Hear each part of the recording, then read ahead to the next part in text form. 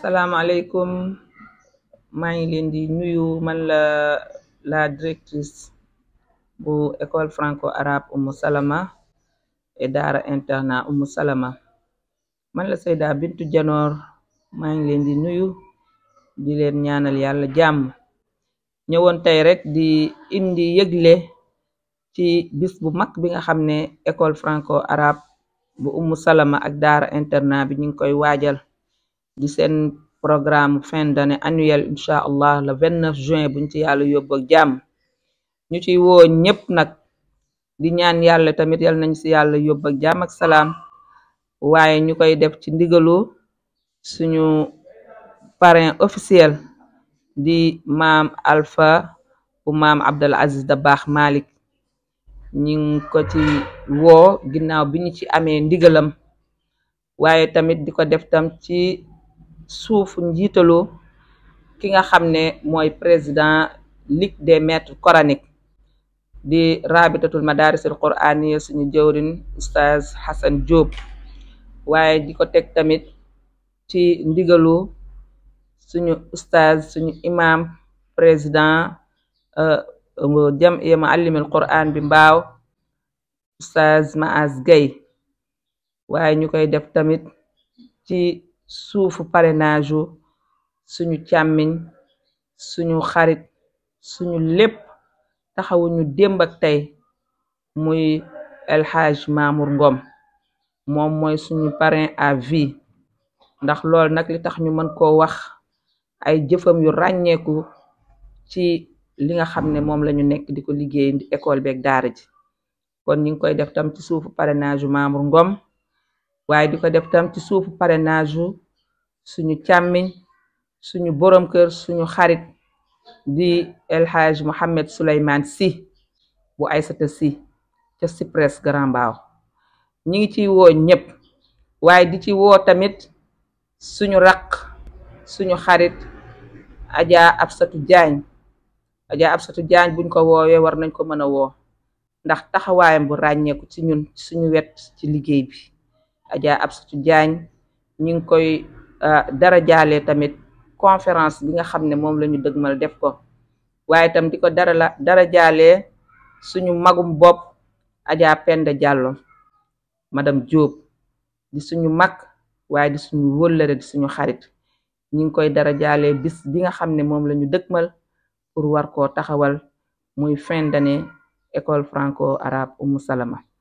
waaye ñu ngi ciy woo ñépp, képp koo xam ne rek soppe nga xarit nga ñu ngi la ciy woo.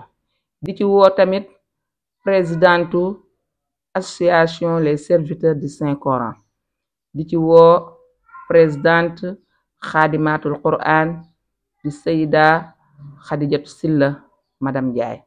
ñi ngi ko ciy woo di jël woote boobu di ko teg ci loxoom mu woowal ñu képp koo xam ne rek membre nga waaye soppe nga ci biir xaadimatul Qur'an. ñi ngi leen di dara jaale bis bi, waaye di ci woo tamit association sopp Sayyidatuna Khadija ci njiitalu Adja Kumba Fay. ñi ngi leen ciy woo, waaye di ci woo tamit les femmes élues de Mbao ci njiitalu Adja Aminata Dieng Dia madame Dia di présidente association femmes élues de Mbao.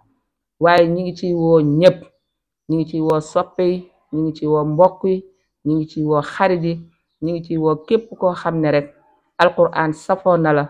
ñi ngi la ciy woo di ñaan yàlla yal nañ ci yàlla yóbbu ak jàmm ak salaam le 29 juin incha allah à partir de 9h ci suba ba 17h plus tard 18h. lañ ca war a def nag bari na, incha allah bu ñu demee ba ci biir dinañ ko gën a yaatal bu neexee yàlla.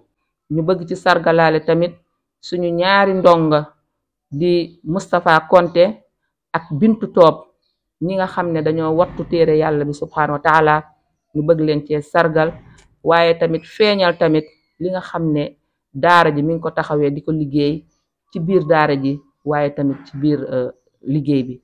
ñi ngi woo ñépp, waaye ñi ngi woo tamit association APE Umu Salama di jël woote bi di ko teg ci loxo Adja Matel Sow.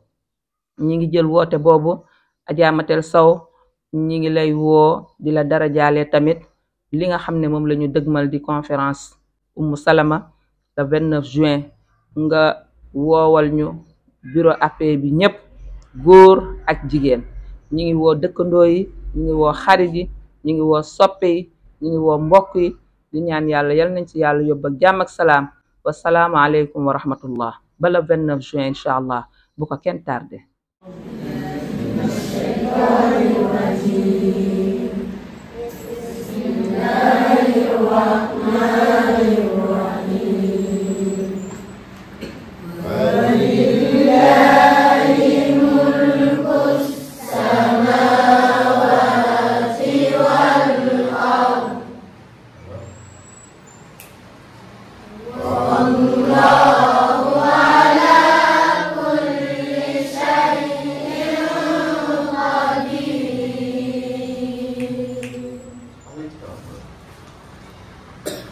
Mm-hmm.